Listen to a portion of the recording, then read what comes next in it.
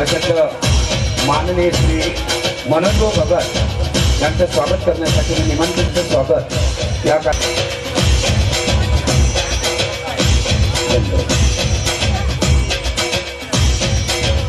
हार घ्या टाळ्या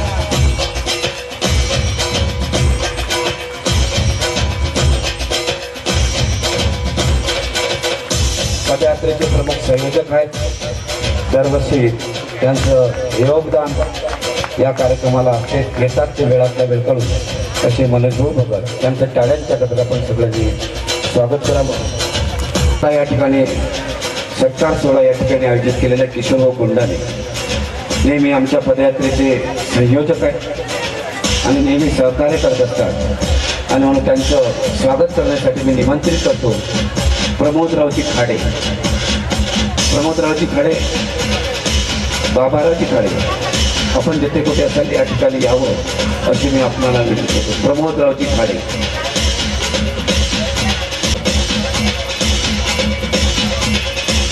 किशोर गोंडाने या ना वरता या ना आणि मग त्यांचं स्वागत करण्यासाठी मी निमंत्रित करतो विश्वासराव खांदाडे आणि आमचे सोबत विलासराव हात लावा विश्वासराव टाळे हात कुठं गुंडाळून घेऊन राहिले टाळ्या। यानंतर मी आमचे गजानन मेश्राम यांचं स्वागत करण्यासाठी मी निमंत्रित करतो या ना गजाननराव मेश्राम ब्राह्मणवाडा गोविंदपूर यांचं स्वागत या करण्यासाठी मी निमंत्रित करतो। असे आमचे नेहमी त्यांची गाडी पदयात्रेत सुद्धा कुठेही सुद्धा असते आणि सहकार्य त्यांचं असते आणि म्हणून त्यांचं स्वागत करण्यासाठी मी निमंत्रित करतो आमचे बाळासाहेबजी चिचकार।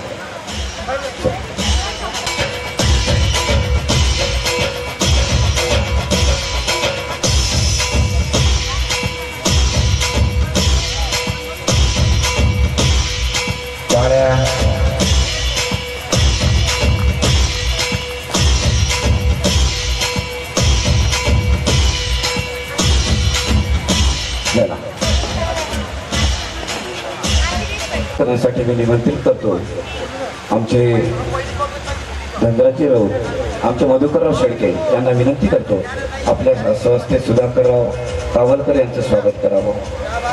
सुधाकरराव कावलकर या टाळ्या।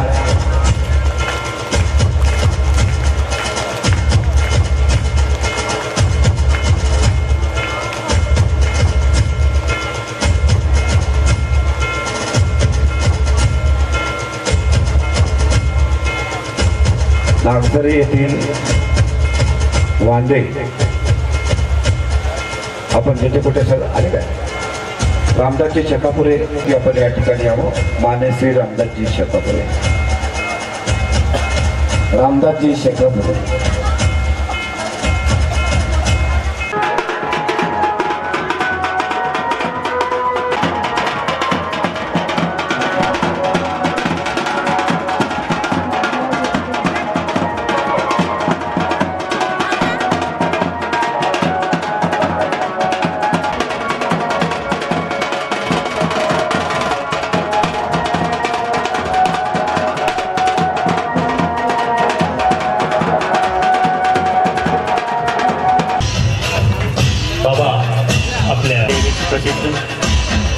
बाबांना मी विनंती करतो की आपण देवपूजेला शेवटच्या पुष्पाला सुरुवात करावी।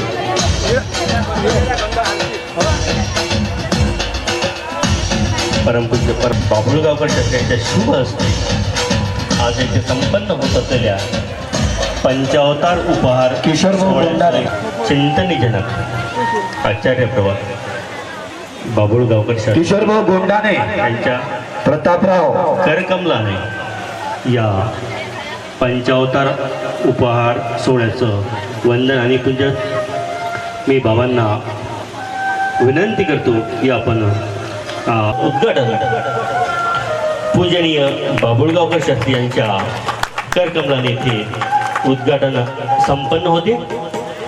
दीप म्हणजे या शेवटच्या पुष्पाला आवर्जून उपस्थित असलेले सुखदेवमुनी गौऱ्या सालबडी यांच्याही शुभ असते येथे दीप हे या विचारपीठावर स्थानापन्न झालेले पुष्पहार आणि शाल आणि श्रीफळ समर्पित करून बाबांचं आपल्याला इथं वंदन आणि पूजन करायचं आहे. वरुड तालुका ग्रामीण महानुभाव सेवा मंडळाची सर्व पदाधिकारी बाळाभाऊ जिस्कार, ओंकारभाऊ दंदी, भाऊ, चला आपण सर्व मंडळी निलेश भाऊ काकडे चला आपण सर्व मंडळी रवींद्र भाऊ पन्नासे, मुरलीधर अच्युत गोत्रीय आणि त्यामुळे आपल्याला एकमेकाप्रती स्नेह, प्रेम आणि सद्भाव असायला हवा आणि तो आहेच. तो आपल्या प्रत्येक वागणुकीतून हालचालीतून प्रतिबिंबित होतो. बाबांचे इथे सर्व अच्युत गोत्रेंच्या शुभ हस्ते पूजन वंदन सुनील भाऊ शेळके येथे संपन्न होत आहे. कुमकुम टिळा, पुष्पहार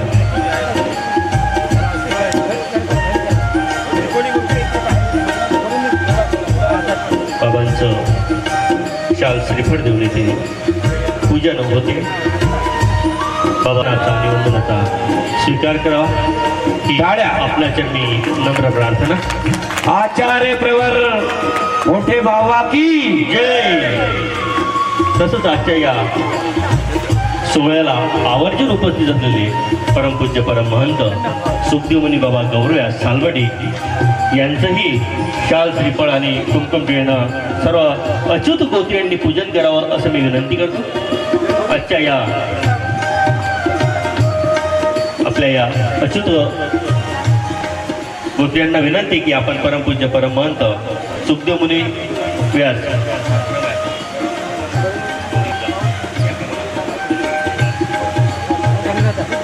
शेळके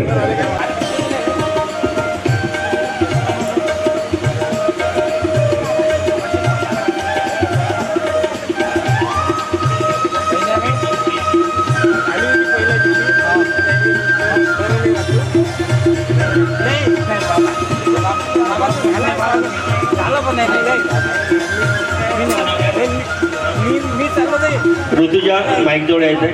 ऋतुजा फांदळे माईक जवळ यायचंय.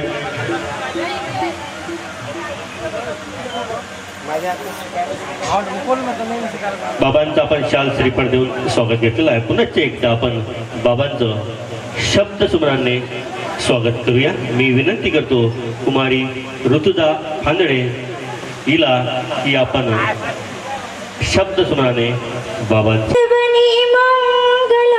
मन की वीरास गूंजित बनी मंगलम स्वागतम स्वागतम स्वागतम स्वागतम स्वागतम स्वागतम स्वागतम स्वागतम सारे गा मग मग रे नी सारे गर सा सारे गा मग मग रे नी सारे गर सा ऐसा पावन सुहावन समय आज है आप आए अतिथियों के सरताज है देव की भांति पूजा करे आज हम देव की भांति पूजा करे आज हम स्वागतम स्वागतम स्वागतम स्वागतम स्वागतम स्वागतम स्वागतम स्वागतम सारे गा मग मग रे नी सारे गरगाचने श्रद्धा के फूल से हमने माला बुनी करते हैं तुमको अर्पित सुमन आज हम करते हैं तुमको अर्पित सुमन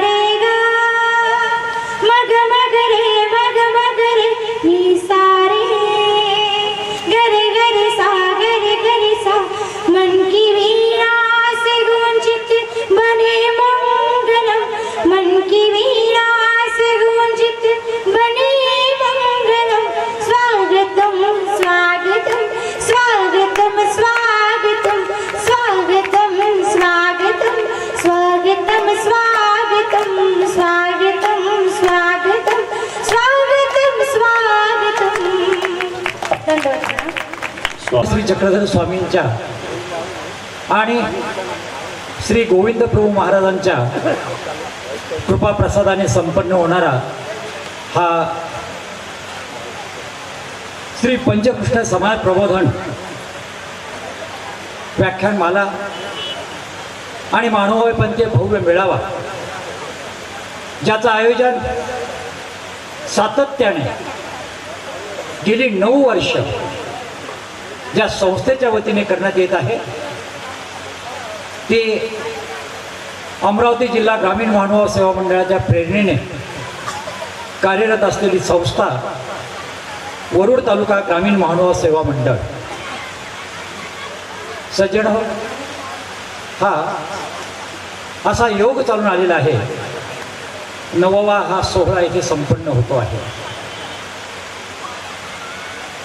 प्रत्येक वर्षाला आपण वरुड तालुक्यामध्ये एकत्र येतो, परस्परांच्या भेटी होतात, प्रातस्मरणीय वंदनीय संत महंतांचं दर्शन होतं. विचारांचं फार मोठं असं आपल्याला अमौलिक धन व्याख्याते देत असतात. आणि त्यामुळे झाड ज्याप्रमाणे वाढत जातं, तसं फक्त आपलं वय वाढतं असं नाही, शरीर वाढतं असं नाही, तर या वरुड तालुका ग्रामीण मानव सेवा मंडळाच्या या उपक्रमामुळे आपले संस्कार, आपलं विचारधन आणि आपली ज्ञानाची समृद्धीसुद्धा वाढत जाते. आणि म्हणून खरोखर बंधू आणि भगिनींनो, आमच्या अमरावती जिल्हा ग्रामीण मानव सेवा मंडळाच्या वतीने, आपल्या सर्वांच्या वतीने या कार्यक्रमाचं सातत्याने आयोजन करणारं हे जे वरुड तालुका ग्रामीण मानव सेवा मंडळ आहे, जे खऱ्या अर्थाने कार्यक्षम आहे, अतिशय तत्परतेने प्रत्येक वर्षाला जाणीवपूर्वक जे या कार्याचं आयोजन करतात, समारंभाचं आयोजन करतात, त्यांच्यासाठी आपण टाळ्या वाजवून आपला आनंद व्यक्त करावा. कुठे बाबा योग असा आलेला आहे की बाबा आपल्या मौनातून सुद्धा आपल्याला खूप सांगतात, न बोलता. बाबांकडे जरी बघितलं तरी सुद्धा आपल्याला एक वेगळी अनुभूती येते. बाबांच्याबद्दल वेगळं सांगण्याची आवश्यकता नाही, फक्त एक शब्द जरी सांगितला. चिंतनीचे जनक परमपूजनीय महंत श्री बाभुळगावकर बाबा आपल्या इथे येणार आहेत. हे बाबा आहेत, बाभुळगावकर बाबा. या एका शब्दातच संपूर्ण महाराष्ट्राला त्यांची ओळख पडते.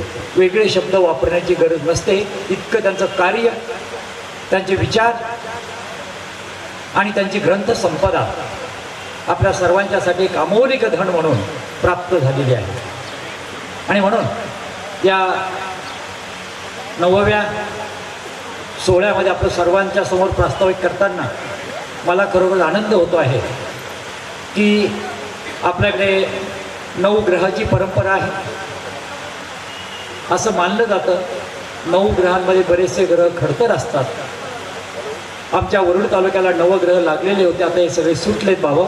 आणि आता आम्ही 10व्या ग्रहात प्रवेश करत आहोत. आमची संकट गेली, अनेक प्रकारचे अडथळे आले, कधी दुष्काळ, कधी पाण्याचा दुर्भिक्ष. अशा स्थितीमध्येही आम्ही सातत्याने कार्यक्रम केलेले आहेत. आपल्यापुढे सहज त्यांची नावं आत्तापर्यंत ज्या ज्या ठिकाणी प्रत्येक वर्षाला हा ज्ञानप्रबोधन सप्ताह आणि महानुभावांचा भव्य मेळावा संपन्न झाला, त्याची जाणीव आपल्याला देतो.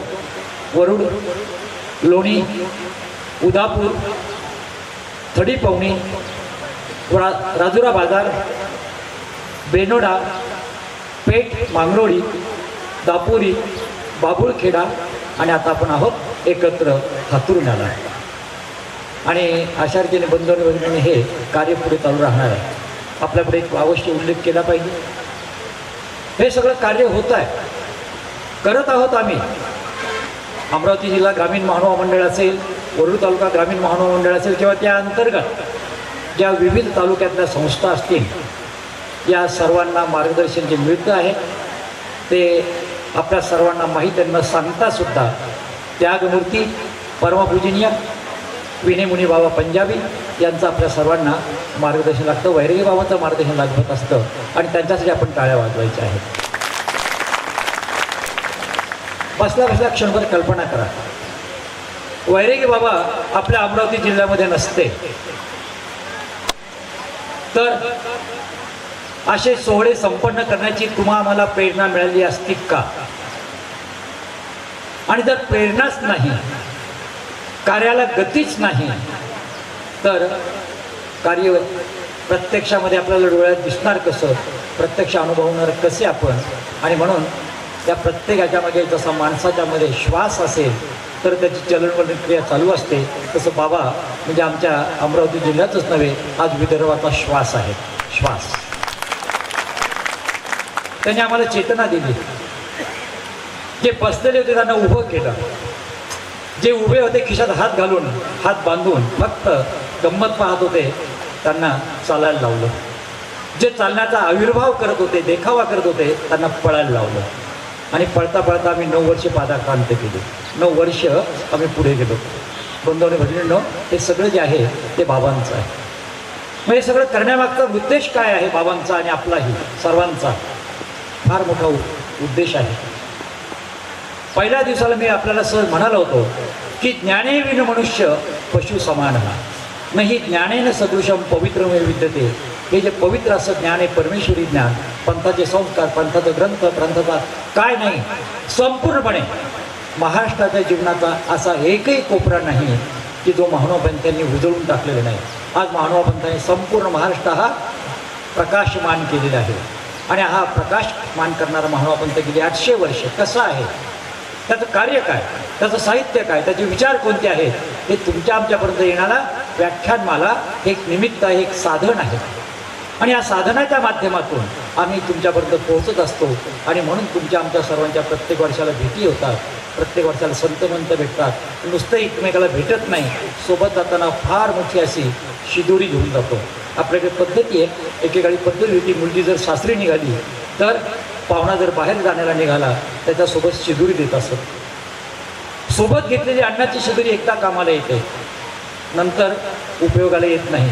परंतु बंधूंनो, बाबासारख्यांकडनं, विचारवंतांकडून मिळणारे जे ज्ञानाचे शब्द आहेत, जी ज्ञानाची शिदोरी आहे ती कधी न संपणारी आणि कधी न सदैव आपल्यासोबत राहणारी आणि वृद्धिंगत होणारी अशी शिदोरी आहे. आणि म्हणून प्रास्ताविकात वेळ घेत नाही, आपण सर्वजण बाबांचे विचार ऐकण्यासाठी आलेले आहात. या कार्यक्रमासाठी हातुरण्याच्या मंडळींनी आम्हाला जे मोलाचं सहकार्य केलेलं आहे त्यांना खरोखर धन्यवाद दिले पाहिजे.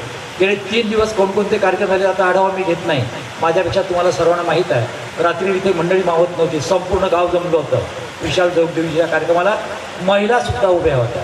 महिला, इतका प्रचंड जनसमुदाय रात्रीला होता. बाबांच्या व्याख्यानाला संपूर्ण मंडळी गावची आलेली होती. या गावात जर बघितलं, तुलना करत नाही पण सांगतो, गावात फक्त पंथीयांची 4 घरं आहेत, महानुभाव पंथीयांची. पण महानुभाव या शब्दाची आम्ही व्याख्या वेगळी करतो. महान अनुभव यस्य साहस असती महानुभाव, ज्यांचं धर्माचं प्रेम, ज्यांचं श्रद्धेचं प्रेम, संत मंतांवरचं प्रेम महान आहे, ज्यांची धर्मकार्य करण्याची इच्छा तो कोणीही असो. आमच्या स्वामींनी मनुष्यप्रधान मानला आणि त्याला स्वामींच्या आदेशाला अनुसरून आम्ही सुद्धा सर्वांना समान मानतो. आणि म्हणून केवळ 4 घरं असताना सुद्धा या गावाने इतका भव्य कार्यक्रम केलेला आहे की या वरुड तालुक्याच्या आमच्या इतिहासामध्ये त्याची ही सुवर्ण अक्षराने नोंद व्हावी अशा प्रकारचं अमोलिक सहकार्य त्या गावाने केलेलं आहे, दिल्लीदारांनी केलेलं आहे. फार मोठी मोलाची सेवा सर्वांनी दिलेली आहे. या सर्वांना आदराचा दंडवत करतो. श्री मोठे बाबांचं मनपूर्वक स्वागत करतो. आणि शेजारी मुक्ताबाई संस्थांचे सर्वांना प्रिय असले मार्गदर्शन करणारे सुखदेव मुनीजी आलेले आहेत, त्यांचे मनापासून स्वागत करतो, त्यांना धन्यवाद देतो. दंडवत प्रणाम, आभारी आहे. आपलं पुनश्च एक वार स्वागत. सोहळाचा हा समारोपीय कार्यक्रम अंजनगावकर सरांनी गेल्या 9 वर्षापासून सुरू असलेला जो आपला उपक्रम आहे त्याची इत्तंभूत माहिती आपल्याला अगदी थोडक्यामध्ये दिलेली आहे.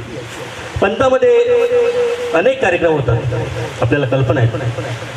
पण वरुड तालुका ग्रामीण महानुभाव सेवा मंडळाच्या वतीने जी कार्यक्रम घेतली जातात ही प्राथमिक स्वरूपाची असतात, नव्हे तर या पंथामधल्या प्राथमिक शाळा आहेत. पंथामध्ये महाविद्यालय अनेक आहेत, अनेक ज्ञानाचे कार्यक्रम होतात, परंतु अन्य लोकांना ज्यांना पंथाची परमेश्वराची काहीच जाणीव नाही, ज्ञान नाही, अशा लोकांना मार्गी लावणे, पंथाचा परिचय करून देणे, त्यांना पंथीय करणे, याकरता अशाच स्वरूपाच्या प्राथमिक शाळांची अत्यंत गरज आहे.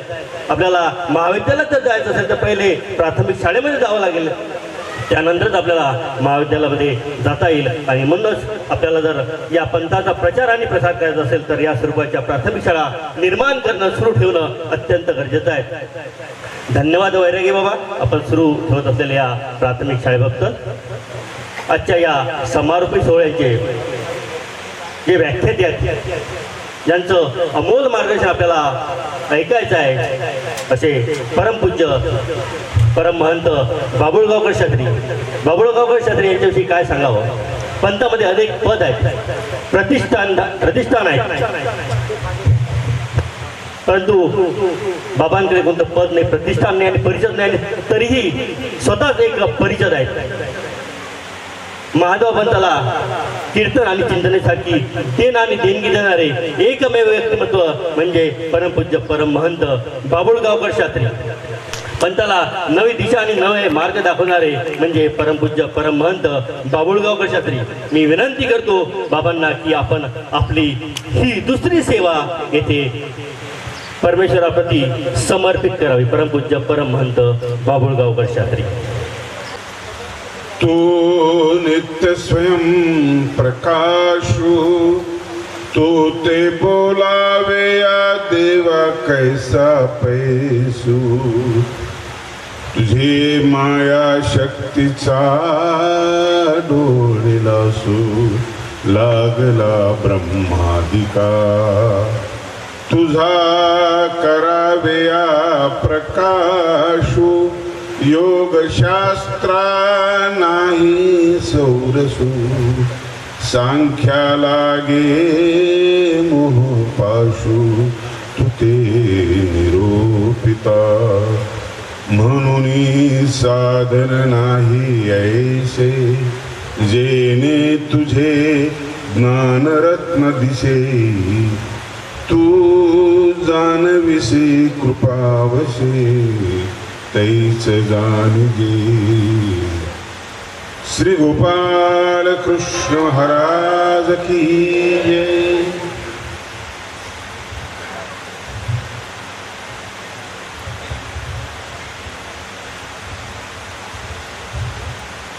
प्रमाद चुक बीजे.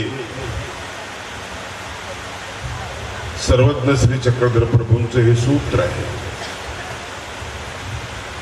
सूत्राचा अर्थ चुका चुकवत जा. जीवनामध्ये एकही माणूस नाही की ज्याच्याकडनं चूक होत नाही. चूक होते ही चूक नसते, चुकीचं परिमार्जन आपण करत नाही ही चूक असते.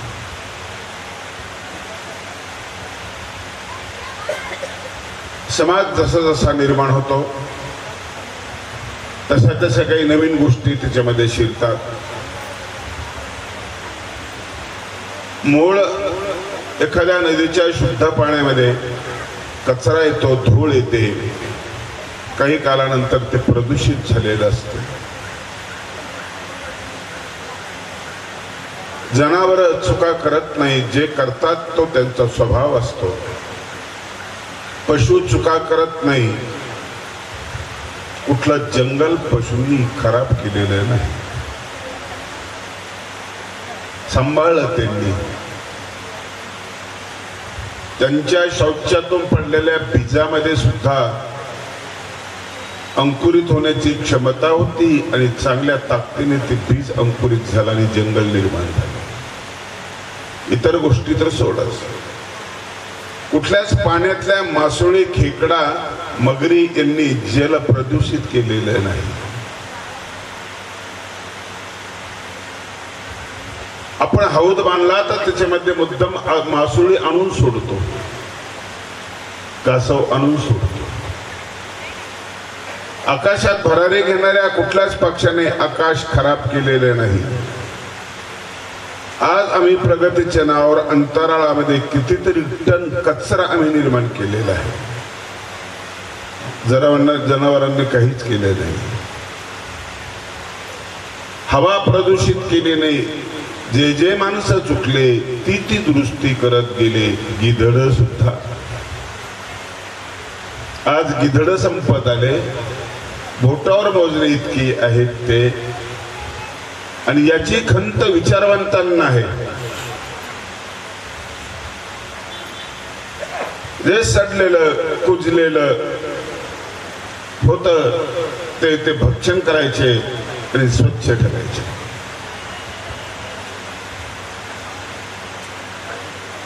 श्री चक्रधर स्वामींनी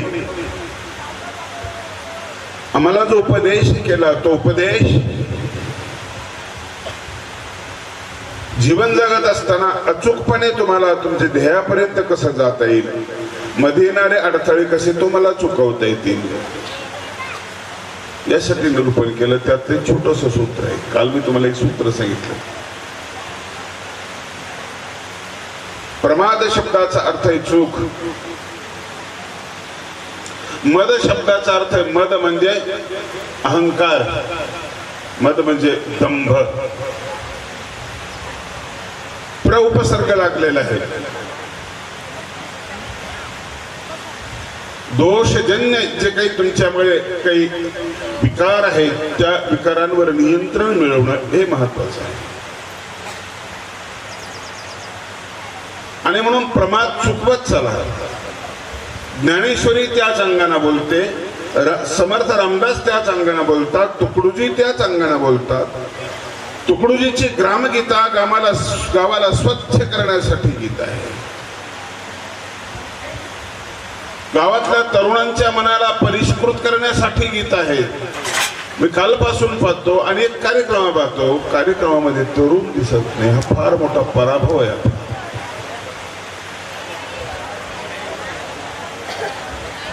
जे शेवटच्या काठावर आहेत यांची संख्या असते.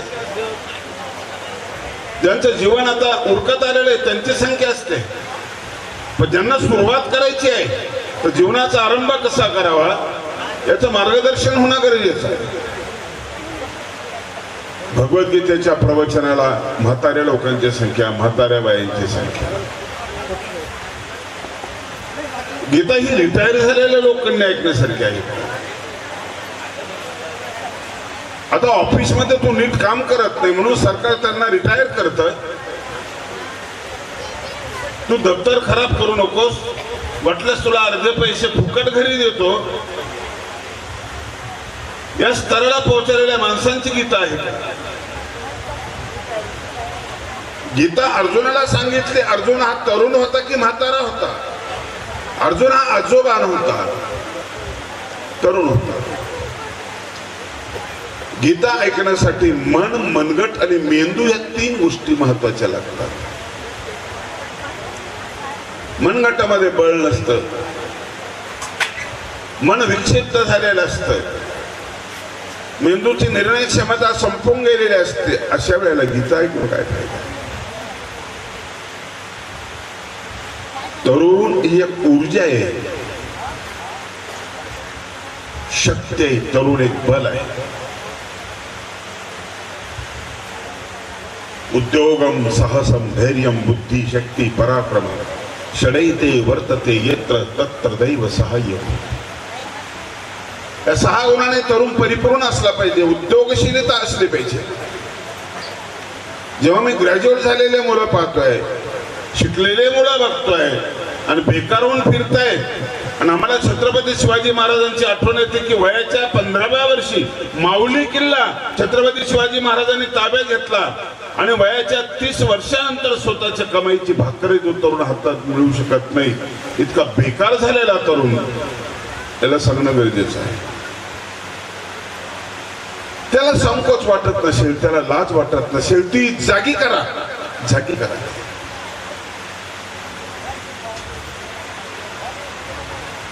एक ठिकाणी बघितलं, उत्तर प्रदेशचा एक मुलगा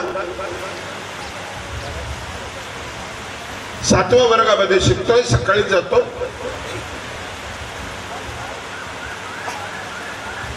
सायकलवर बसतो, तो विकण्यासाठी तो जातो, 10 वाजेपर्यंत ते विकून तो येतो आणि परत शाळेमध्ये तो जातो.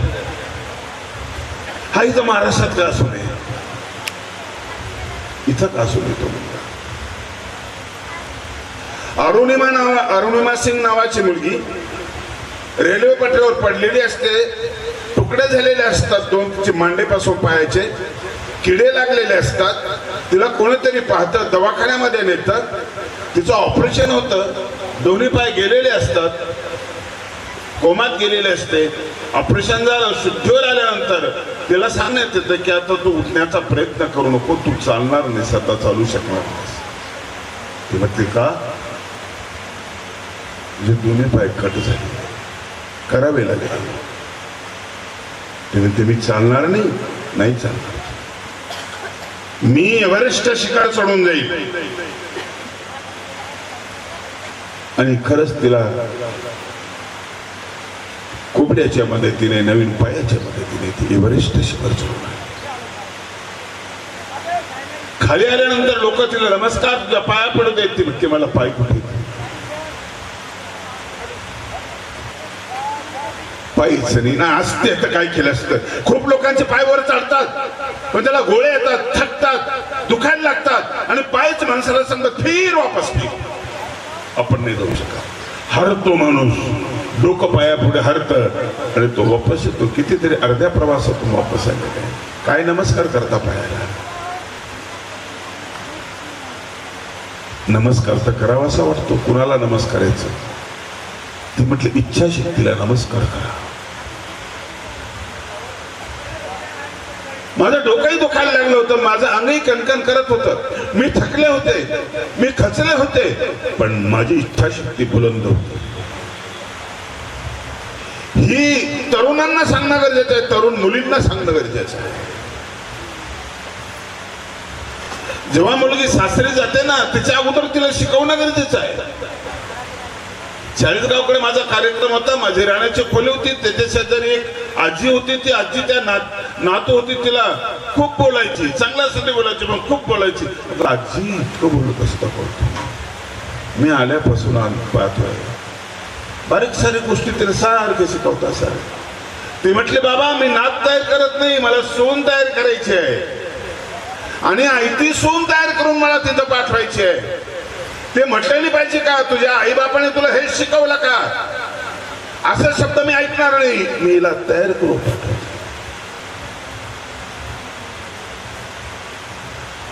मुलगा तयार करावा लागतो, मुलगी तयार करावी. आई वडिलांचा संवाद जेव्हा संपला त्यावेळेस मुलं कंट्रोलच्या बाहेर गेले, हाताच्या बाहेर गेले. तुम्ही बोलत का नाही त्यांच्याशी? त्यांच्याशी तुम्ही मैत्री का निर्माण करत नाही? का मैत्री निर्माण करत नाही? तुम्ही त्यांना कृष्ण काय समजावून सांगत नाही? हसणारा, खेळणारा, कुदणारा, मस्ती करणारा, बासरी वाजवणारा. श्री चक्रधर स्वामींनी महाराष्ट्रामध्ये पहिल्यांदा कृष्ण उभा केला, लक्षात ठेवा. गोपाळ कृष्ण सांगितला. त्यांच्या लक्षात आलं की हा विकलांग झालेला समाज आहे, हा प्रेतासारखा झालेला समाज आहे. याला नाही, याला स्वतःचा कुठला विचार नाही आहे, याची गती स्वतःची नाही, याची मती स्वतःची नाही. कुणीतरी याला चालवताय, कुणीतरी याला फिरवताय. आणि मग माझ्या कवितेत मी असं म्हटलं, हरिबाळाचं प्रेत सरणावर पडलेलं आहे, तेच प्रेत उठलाने महाराष्ट्रामध्ये आलेलं आहे. ते प्रेत पाहणाऱ्या जिवंत माणसाला सांगत होतं, सरणावरचं प्रेत जेव्हा उठून गालात हसत होतं, तुम्ही का रे मरून गेला दगणाऱ्यांना पुसत होता. अपंग असलेला माणूस जेव्हा म्हणतो तू पळत का नाही, तो आतून पळतोय.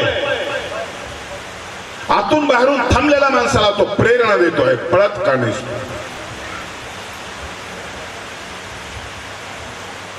मरणाच्या दारावरही जिवंतपणा काही लोकांमध्ये आपल्याला दिसतो. छत्रपती संभाजी महाराजांचं साल तोडलेले, काढलेली साल, डोळे काढलेले आहेत, लालभंगाचे सगळं शरीर झालेलं आहे. आणि त्या ठिकाणी कवी कलिशा ते म्हणतात, कवी काही सुचतंय का तुम्हाला? औरंगजेब आसनावर बसलेला आहे, उंच आसनावर, अंगावर, उतरला खाली, नमाज पडतोय, त्यावेळेस तो सांगतो शंभूराजे सुस्त आहे ना, सुस्त आहे.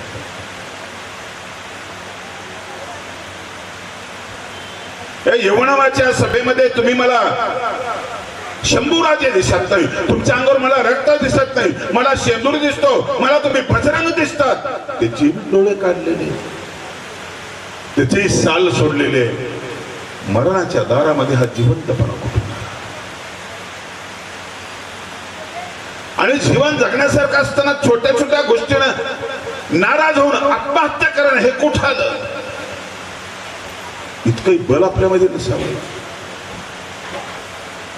एवढी ताकद आपल्यामध्ये नसावी.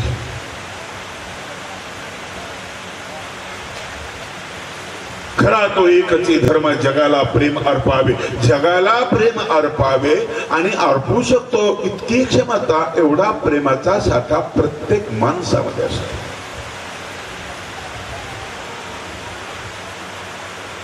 आणि जेव्हा तो कमी होत जातो ना, तर माणूस मरत जातो.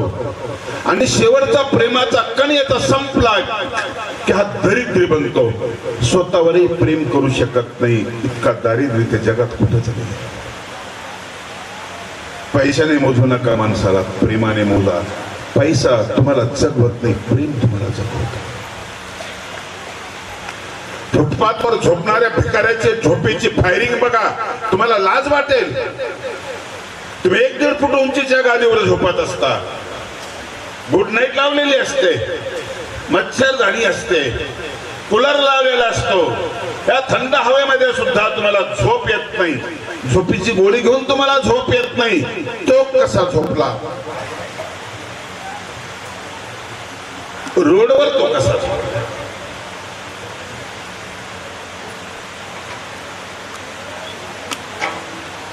आत्मशक्ती गीत फिर, भिक्षा मागत फिर. एक दिवस नाही मिळाली, दुसऱ्या दिवशी नाही मिळाली, हिम्मत सोडू नको. मिळेल, तिसऱ्या दिवशी मिळेल. जा ढोऱ्या डोंगरात जा. आमच्या अंजनगावकर सरांना आम्ही एक कार्यक्रम घेतो, रडायचा कार्यक्रम घेत असतो. लोकांनी सुरू केले, खोटं खोटं हसतात. आम्ही एक रडण्याचा क्लब तयार केला. सुखी लोक येतात, श्रीमंत, प्राध्यापक, वकील, सगळे लोक येतात, रडायला येतात, शिदुरी बांधून येतात. शिदुरीत करतो, प्रसन्न होत जातात, फ्रेश होत जातात. स्वामींनी आम्हाला रडायचं शिकवलं. स्वस्ते चित्ते बुद्धय संभवंती. स्वामींना आम्हाला प्रतिभा कशी फुलेल याचं मर्म सांगितलं. स्वस्थ राहण्याचं सूत्र स्वामींनी आम्हाला दिलं. कशाशिवायही माणूस स्वस्थ राहू शकतो. महानुभाव संन्यासी झाडाखाली बसून उन्हाच्या झळ्यामध्ये, थंडीच्या कडकडाटामध्ये हा ग्रंथ लिहितो. एक माणूस 400 ग्रंथ लिहितो. कुठून येते ही ऊर्जा? किती दिवस बहाणे करा, लिखाणाची माझी इच्छा आहे, पण प्रशस्त फुली.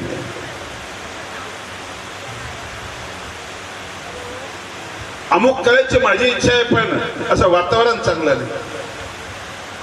तुम्ही नापास होता तेवढा ढकलाढकली करता, आई वडिलांवर ढकलता, शाळेवर ढकलता, शिक्षकावर ढकलता, पैसा नाही इकडे ढकलता, गरिबीचं कारण सांगता. पण झोपडपट्टीतली मुलं महाराष्ट्रात पहिल्यांदा येतो, तो कुठलाच बहाणा सांगत नाही. तुम्ही का बहाणे सांगता? आत कुठंतरी गडबड आहे. आतली दुरुस्ती आपली करायची नाही. आपल्याला बोलणं दुरुस्त करायचं राहिलं, आपल्याला ऐकणं दुरुस्त करायचं राहिलं, आपल्याला पाहणं दुरुस्त करायचं राहिलं, आपल्याला स्पर्श दुरुस्त करायचं राहिलं. आणि ह्या 5 गोष्टी आपण दुरुस्त केलेल्या नाही, आपण सुधारणार नाही, त्या दुरुस्त करायला. तुम्हाला पाहता येत कसं नाही, लांबपणापासून पाहत नाही. तुम्ही डोळ्याने पाहता, दृष्टीने पाहत नाही. दृष्टी असते पाहण्याची. गांधीजींचा चष्मा गेला वर्ध्यावरून, सगळी धावपळ सुरू झाली. पोलीस यंत्रणा धावपळ सुरू झाली सगळ्यांची. एका माणसाने त्या चष्म्याला आजच्या किमतीमध्ये मोजला. तो म्हटलं कशाला एवढी कटकळ, एवढा खर्च आहे पोलीस यंत्रणा करते. तो जुना चष्मा, झाडभिंगाचा चष्मा, त्याला दांडेही बरोबर नाही. ऑप्टिकल मध्ये चांगले चष्मे मिळतात ना, मिळतील रे बाबा. पण स्वतंत्र भारताचं स्वप्न पाहणारा तो चष्मा होता, हे नाही. हे दिसायला चांगले असतील, भारी असतील, सोनेरी प्रेम असेल, पण ती दृष्टी असलेला चष्मा नव्हता. म्हणून महापुरुषांच्या जीवनातली छोटीशी वस्तू राहत नाही, ती प्रसाद म्हणून जाते.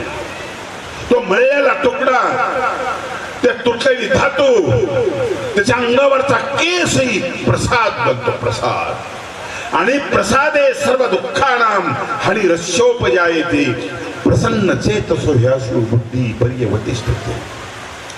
बुद्धी परी अवतिष्ठते, बुद्धी स्थिर होते, प्रसादाने बुद्धी स्थिर होते.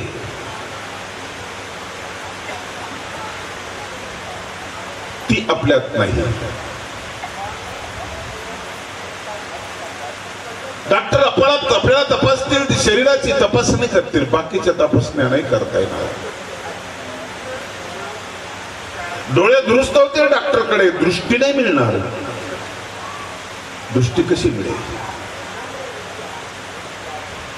दृष्टी द्यावी लागते. काल सांगितलं साने गुरुजींनी बाळाला दृष्टी दिली की बाळा हा डाग निघू शकतो, तो डाग निघणार नाही, ही एक पाहण्याची दृष्टी आहे. साने गुरुजीचं साहित्य फार मोठं आहे, मी वाचलंय. माऊली आहे ती, त्यांच्या भाषेमध्ये प्रसादिकता आहे, लवचिकता आहे.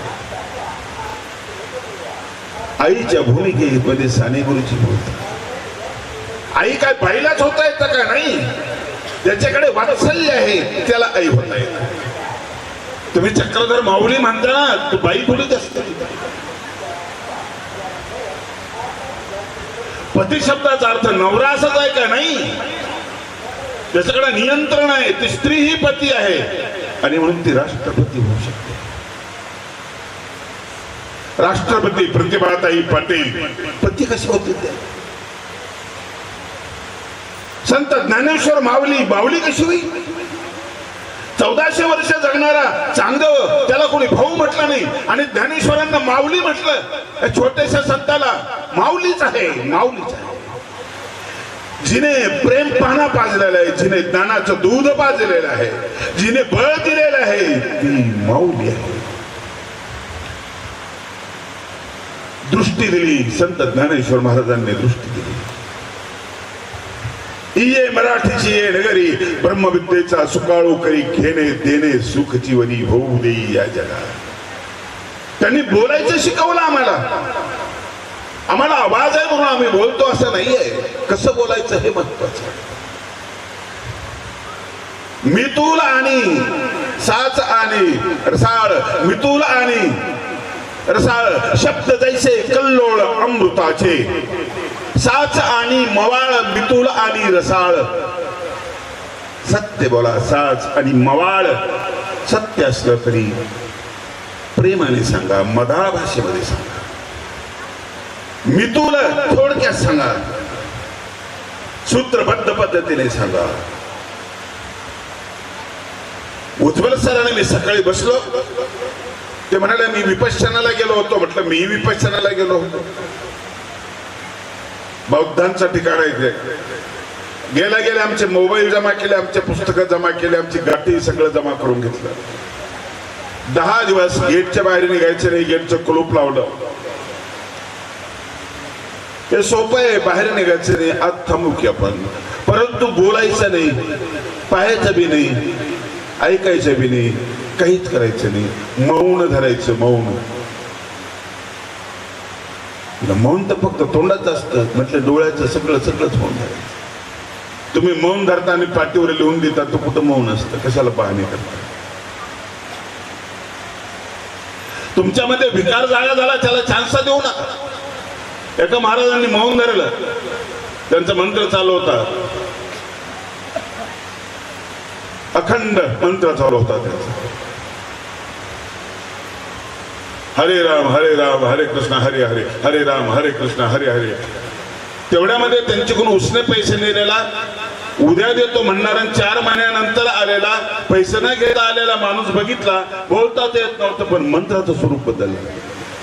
हरे राम हरे राम हरे राम हरे कृष्ण हरे हरे हरे हरे हरे हरे कृष्ण हरे राम त्याचं स्वरूप बदललं. चिडलाय, त्याला मारायला धावले, बोलले तर नाही, मंत्र तर चालू होता. तुम्ही आतून बोलता, आत खळबळ उठते, याचं काय? 2 दिवस थांबलो मी. 10 दिवसाचा तो कार्यक्रम होता. 2 दिवस थांबलो आणि बेचैन झालो.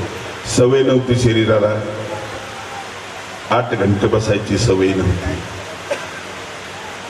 चुळबुळ करायचो. गप्प बसायची सवय नव्हती. तोंड वळवळ करायचं. बोलावं वाटायचं, पण कोणी बोलायला माणूसच नव्हता, कोणी ऐकणारा माणूसच नव्हता. 4 दिवस झाले बेचैन झालो. फिरता फिरता अंदाज घेतला की भिंतीहून कुठं उडी मारायला जागा आहे का, वाल कंपाऊंड वरून उडी मारायला कुठं जागा दिसली नाही.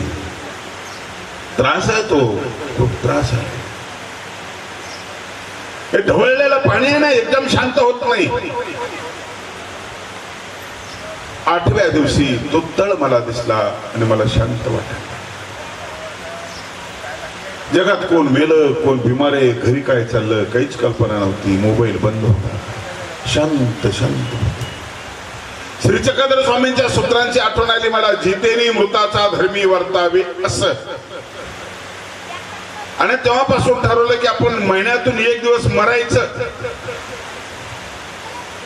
गायब व्हायचं, कोणाची बोलायचं नाही, परिचित लोकात राहायचं नाही, कुठेतरी जायचं, शांत 1 दिवस राहायचं. चीन नास्तिक देश आहे. काल सांगितलं 1 दिवस टावर बंद असतात मोबाईलचे सगळे, नाही बोलायचं, 1 दिवस बंद सगळं. त्याला विश्रांती तर करू द्या मनाला. वटार वटार वटर वटर सारखं चालू असतं. विश्रांती करू द्या. आणि 10व्या दिवशी मला वाटलं की एकदम शांत शांत वाटलं. सगळे व्यापार थांबलेले होते, सगळे विश्रांती घेतली होती सगळ्या इंद्रियांनी. आणि लक्षात आलं, मी विचार केला की आपण जीवनामध्ये फुकट फालतूच बोललो, एवढी बडबड करायची गरजच नसते. थोडक्यात बोलता येतं ना माणसाला, थोडक्यात बोलता येतं. रेल्वे स्टेशनला रांग लागली. एक माणूस समोरच उभा आहे, 150 लोक मागे तिकीट काढायचं आहे. आणि तो माणूस स्टेशन मास्टरला विचारतो, साहेब नागपूरहून मुंबईला जायला सकाळी गाडी किती वाजता आहे? म्हणे 6 वाजता. आणि त्याच्यानंतर साहेब म्हणे 9 वाजता. साधे आहे का एक्सप्रेस आहे? एक्सप्रेस आहे. आणि त्यानंतर साहेब 5 मिनिटं याच्यामध्ये गेले. बरं साहेब मुंबईहून इकडे यायला गाडी किती वाजता आहे? सकाळी 7 वाजता. बरं त्यानंतर साहेब पॅसेंजर आहे अमुक आहे, 10 मिनिटं त्याच्यामध्ये गेले. स्टेशन मास्टर म्हटलं तुम्हाला जायचंय कुठे? कुठे नाही म्हणे, रेल्वे पटरी ओलांडायचे सहज करमणूक म्हणून विचारलं.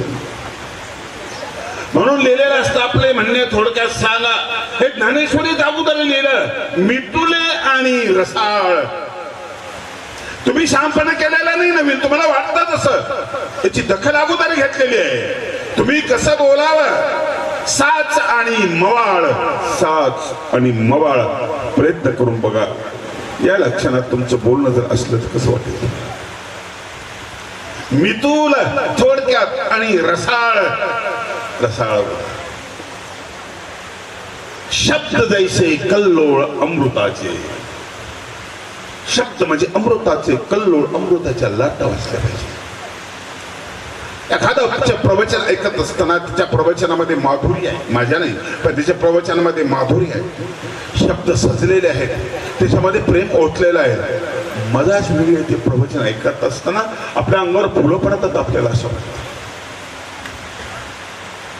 तुमच्या शब्दामधून प्रेम निथळला पाहिजे. कसा आहेस रे तू? बरोबर.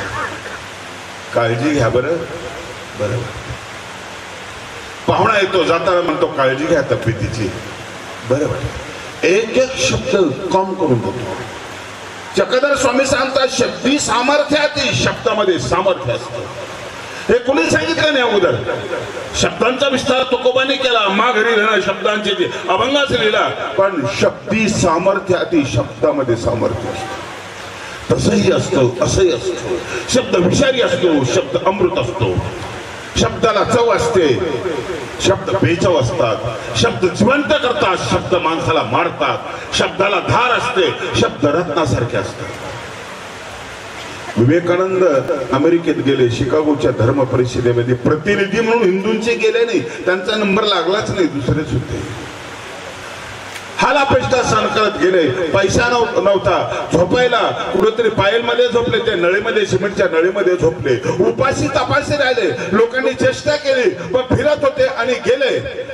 त्यांना 4 मिनिटाचा वेळ दिला, फक्त 4.5 मिनिटाचा वेळ दिला बोलण्यासाठी. बोलले आणि पहिलं वाक्य होतं, बंधू आणि भगिनींनो, अमेरिकेने ऐकलेच नव्हते.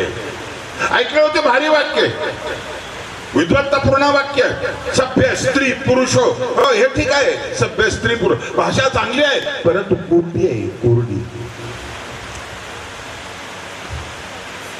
प्रतिभाताईंना त्यांचे चिरंजीव जर म्हटले असते, बसले का राष्ट्रपती महोदय, हो चांगलं आहे, भाषा चांगली आहे, पण आईला नसतं आवडत.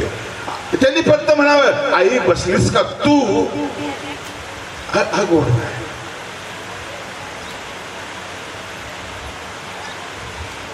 विवेकानंदांचं चरित्र सांगतं की 5 मिनिटं टाळ्यांचा कडकडाट झाला. 5 मिनिटं एकाच तर वाक्याने बंधू आणि भगिनींनो, कारण इतकं प्रेमाचं वाक्य, एवढं आपुलकीने भिजलेलं वाक्य अमेरिकेनं ऐकलेलं नव्हतं.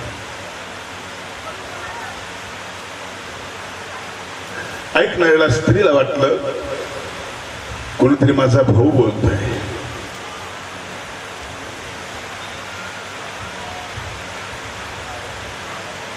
भिजलेल्या वाक्याची ती ताकद आहे. पुढच्या प्रवचनाने त्यांनी लोकांची मन जिंकले, पण एकाच वाक्याने मन जिंकले. शिकावं लागतं बोलताना. महात्मेनी प्रिय वक्त्या व्हावे, श्री चक्रधर स्वामींचं सूत्र. त्यानंतर संत ज्ञानेश्वर महाराजांची ही ओवी किती पूरक आहे. त्याला स्वामींनी महात्मा शब्द हे कपड्याला म्हटलेला नाहीये. हे कपडे आम्हाला अडचणीत आणतायत, धोक्यात आणतायत. आमच्यावर भोळी श्रद्धा ठेवून तुम्ही आमचे फोटो घरामध्ये ठेवले, पण कधी काळी असा एखादा प्रसंग येतो, आमचा थोडा वाकडा पाय पडला की ते फोटो तुम्ही फेकून द्यायला सुरुवात करता. स्वामींनी महात्मा जे म्हटलं ना, माणसाला महात्मा म्हटलं. पशु पक्षी लघु आत्मे, माणूस महात्मा आणि तो परमात्मा. स्वामींच्या नजरेमध्ये ह्या 3 गोष्टी आहेत. महात्मेने प्रिय वक्त्या व्हावे, गोड बोलावं. महात्म्याचं वक्तृत्वामध्ये प्रिय असावं, प्रेम असावं. शिकावं लागतं, बोलताना शिकावं लागतं. एखाद्याची जीभ स्लिप झाली की आपण बघतोय गोंधळ. दूरदर्शनवर सगळीकडे त्याचा प्रचार होतो, त्या वाक्याचा प्रचार होतो त्या वाक्याचा प्रचार. आमच्याकडचा नेता आताच म्हटलं की मी सगळ्यांचा आजोबा आहे. लोकांनी खूप टीका केली त्याच्यावर. असं एखादं वाक्य, पण अशी एखादी ओवी की जी अमृत सारखी आहे. आणि म्हणून नामदेव ज्ञानेश्वरीचं वर्णन करताना म्हणतात, एकतरी ओवी अनुभवावी, नामामणे ग्रंथ श्रेष्ठ ज्ञान देवी. एकतरी ओवी अनुभवावी, असं एखादं तरी सूत्र आपल्याला कळलं पाहिजे.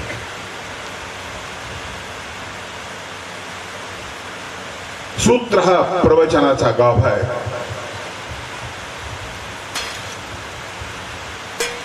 तुम्हाला चालता येत नाही, तुम्हाला शिकवल्या जातं.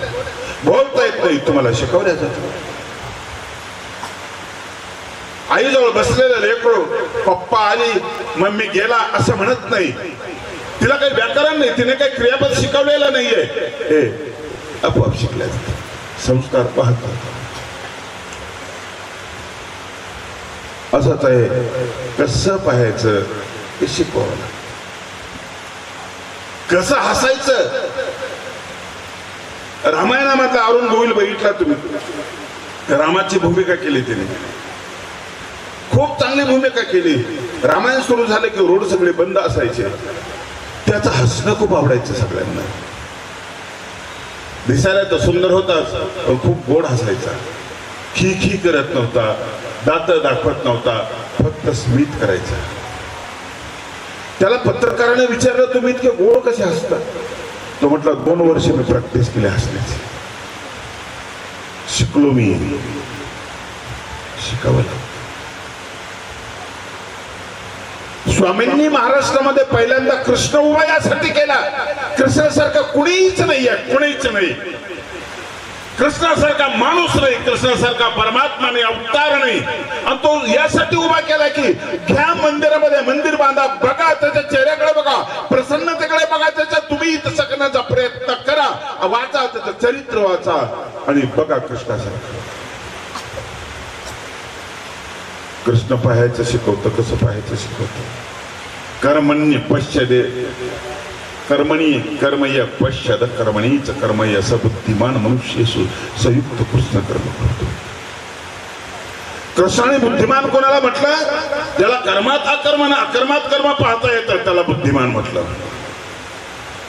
ज्याला पुण्यात पाप पाहता येतं आणि पापामध्ये पुण्य पाहता येतं त्याला बुद्धिमान म्हटलं. ही दृष्टी सगळ्यांना नाही. तुमचा साचा ठरलेला आहे. त्याला पाप म्हणतात, त्याला पुण्य म्हणतात, तुमचा साचा ठरलेला आहे. कोणी म्हटलं की तुमच्या पायाचा अंगठा काढून टाकायचा आहे, त्याला पाप समजणार, तुम्ही पाप आहे. पण डॉक्टर म्हणलं अंगठा काढावा लागतो आपल्याला. का काढावं लागतं? माझ्या वडिलांच्या केसाला धक्का लावू देणार नाही, मी प्रतिज्ञा केलेली आहे. हो, केली असेल प्रतिज्ञा, पण आता अंगठा अडचणीत आणतोय तुम्हाला. नाही 15 दिवसांनी अंगठा काढू, 15 दिवसांनी तुम्हाला गुडघा काढावा लागेल. अरे का बरं? गॅगरिंग झालेलं आहे, सरत चाललंय, ते 5G वर सरकत चाललेलं आहे. 1 महिन्यानंतर मांडीपासून कट करावं लागेल तुम्हाला. मग आता काय करावं लागेल? थोडंसं पाप करावं लागेल तुम्हाला. कुठलं पाप करावं लागेल? अंगठा कट करावं लागेल. करणार की नाही? अख्खा बाप वाचवण्यासाठी थोडासा अंगठा कट करणार की नाही? कृष्ण एक नजर देतोय मला. म्हणून पापातलं पुण्य आपल्याला कळत नाही आणि पुण्यातलं पाप आपल्याला कळत नाही. मंदिरातलं वाईट आपल्याला कळत नाही आणि एका घरातलं चांगलं आपल्याला कळत नाही. तुम्ही याचं वर्गीकरण केलेलं. या कपड्यातली माणसं सज्जन आहे, साध्या कपड्यातली माणसं सज्जन नाही. अरे मी ज्यावेळेस बघितलं की APJ अब्दुल कलाम राष्ट्रपती झाले, 2 सुटकेसी घेऊन त्या राष्ट्रपती भवनामध्ये गेले, कालावधी संपला, 2च सुटकेसी घेऊन ते वापस आले. असं तर कुठलाच संन्यासी नाही. मी एक छोटी पिशवी घेऊन जातो दिल्लीला, येताना 2-3 ट्रंक आणतो सामान आणतो. संन्यासी कोण? घरोघर संन्यासी आहे. शेतकऱ्यामध्ये संन्यासी वृत्ती धारण केलेले लोक आहेत. बहळेगाव नावाचं गाव आहे, तिथं सांडेल्ला नावाची स्त्री आपल्या बिमार पतीची सेवा करते. तिथे एक संन्यासी जातो, तपश्चर्याला बसलेला आहे जंगलामध्ये. सामर्थ्य आलं त्याच्यामध्ये. एकाच ठिकाणी सारखा थेंब पडत राहिला तर ऊर्जा निर्माण होते, विद्युत निर्माण होते. सामर्थ्य आलं त्याच्यामध्ये, सामर्थ्यासोबत अहंकार बी आला. त्याच्या डोक्यावर विष्ठा पडली, वर कावळ्यांची रांग चाललेली होती. विष्ठा पडली, त्यांनी वर बघितलं, राग बघितलं, क्रोधाने बघितलं, जल जेव्हा म्हटलं, बगळा जळून गेला, खाली पडला. आणखी अहंकार वाढला, आणखी अहंकार वाढला. खरं तर जाळायला पाहिजे होता याचा क्रोध, जाळायला पाहिजे होता याचा विकार. काय जाळायचं ही दृष्टी नाही आहे. भूक लागली, हातात झोळे घेतली, भिक्षेला गेला गावामध्ये. सांडल्य आपल्या पतीची सेवा करत होती, आंघोळ घालत होती. त्वचा रोग झालेला होता, वेळ लागत होता. भिक्षाम देही आवाज दिला. ती म्हटले थांबा, येते मी. थोडा वेळ उभा राहिला, विचार करतोय माझं सामर्थ्य हिला माहिती नाही. तुम्ही असं म्हणत असता मला ओळखलं नाही. तू काय करायचं तुला ओळखून? तुझ्या अहंकाराचा परिचय देतोस ना तू. माझं सामर्थ्याला माहिती नाही. आवाज मला भिक्षाम देही, येते महाराज, थांबा थोडस, माझ्या पतीचं अंग पुसते. निघून जायला पाहिजे होते याला नाही, पण मी विचार केला हिला मी अद्दल घडवणार आहे. माझ्या सामर्थ्याची परीक्षा पाहते. घोडा तुळीच्या शिष्याने अद्दल घडवली, असं मी अद्दल घडवणार. तिसऱ्यांदा आवाज दिला, भिक्षाम देही. अरे बाहेर नजर झाली, डोळ्याकडे बघितलं, हिला डोळे नाही वाचता आले. संन्याशाला तिचे डोळे नाही वाचता आले. तुम्हाला पुस्तकं वाचता येतात, मस्तकं वाचता येतात का? पुस्तकामध्ये नसतं, मस्तकामध्ये जास्त असतं. मस्तक वाचता आलं पाहिजे. चांगदेवाने लिहिलेलं कोरं पत्र मुक्ताबाईला वाचता आलं. कमाल आहे त्या मुक्ताबाईची. कोरं पत्र वाचता आलं. त्या कागदाला स्पर्श केल्याबरोबर कळलं, त्या स्पर्शाची चव कळली. आणि ते कोरं पत्र वाचलं आणि म्हणाले मेला चांग्या कोराच आहे. कथा आहे, पुढे त्याला गुरु केलेला आहे. संन्यासी हातामध्ये झोळी घेऊन उभा आहे. ती आली, तिने त्याच्या डोळ्याकडे बघितलं, हिने डोळ्याकडे बघितलं, तिनं बघितलं, तिनं वाचला संन्यासी. म्हटलं याच्यामध्ये अहंकार आहे, तापाचा अभिमान आहे. आणि ती म्हटली राग राग बघताय माझ्याकडे, पण मी बगळा नाही जळून मरायला. तो म्हटलं तुला कसं माहितीये, तुला कसं माहितीये? ती म्हटली माझी घरातली तपश्चर्या आहे, माझ्या पतीची केलेली सेवा आहे, माझी ही एक निष्ठा आहे. अरे हरला तुझा संन्यासाश्रम, जिंकलं माझं घर जिंकलं, मी पतिव्रत आहे. ठिकठिकाणी संन्यास आहे. सजन कसाही संत आहे, मांस मोजतोय तो संत आहे. कुणाच्या हृदयाच्या कोपऱ्यामध्ये काय आहे माहित नाही आपल्याला. एक नजर पाहणं शिकावं लागतं, बोलणं शिकावं लागतं. तुम्हाला सांगितलं मी, तुकोबा म्हणतात पाहणं शिकावं लागतं. पापाची वासना नको जाऊ डोळा, त्याहुनी आंधळा भराच मी. निंदेचे सर्वांना नको माझे कानी, बधीर करून ठेवी देवा. अपवित्रवाणी नको माझ्या मुखा, त्याजहुनी मुका बराच मी. तुका म्हणे मज अवघ्याचा कंटाळा, तू एक गोपाळा आवडसी. कारण कृष्णा तुझं सगळं चांगलं आहे, सगळं चांगलं आहे. महर्षी व्यासांनी कृष्णाकडे बघितलं आणि व्यासांना प्रश्न पडला, मी याला काय म्हणू? मी इथं आल्याबरोबर विचार करतो, माणसं बघतो आणि कोणाचं नाव घ्यायचं तर मी विचार करतो. वैराग्य मूर्ती गावनगावचे बाबा, त्यागमय जीवन जगणारे आमचे अंजनगावकर सर. एक एक विषय प्रत्येकाला आपण लावत असतो, ते गुण असले तर. दामोदर सावरकरांना आपण स्वातंत्र्यवीर म्हटलं, वल्लभभाई पटेल यांना आपण पोलादी पुरुष म्हटलं, बाळ गंगाधर टिळकांना आपण लोकमान्य म्हटलं, करमचंद गांधींना आपण महात्मा म्हटलं. पण हे फक्त महात्मा, ते फक्त लोकमान्य, ते फक्त वीर, ते असं त्याचं विभाजन झालं. व्यासांनी कृष्णाकडे बघितलं आणि विचार केला, मी काय म्हणू गेला, काय म्हणू? हा तर सगळंच आहे, हा वीर आहे, हा शूर आहे, हा महात्मा भी आहे, हा ग्रस्त भी आहे, हा शिष्य भी आहे, हा गुरु भी आहे. मी काय म्हणू याला, काय म्हणू असं तुम्हाला वाटताना तीच त्या माणसाची उंची असते. तुम्हाला म्हणतात सगळेच रंग त्याच्यामध्ये असतात, सगळ्या गुणांचा समुच्चय त्याच्यामध्ये असतो. चोर पकडणारा कृष्ण आहे, चोरी करणारा कृष्ण आहे.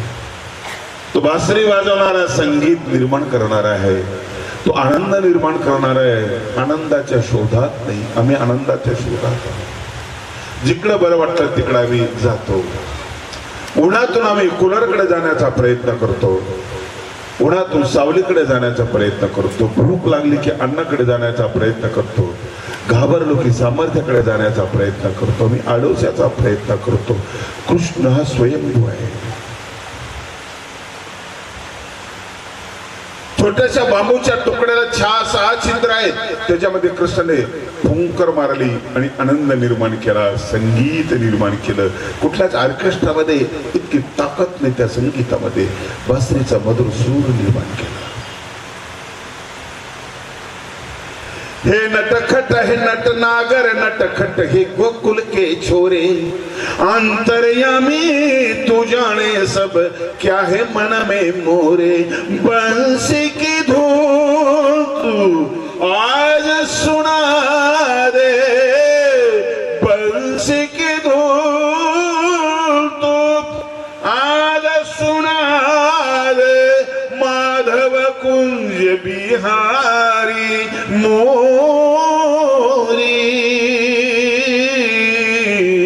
सुधली जय गिरिधारी बाह पकड कर राधिका सांगितला. गद्य स्वरूपामध्ये सांगितलेलं ते पहिलं भागवत आहे, लक्षात ठेवा. हे आमच्या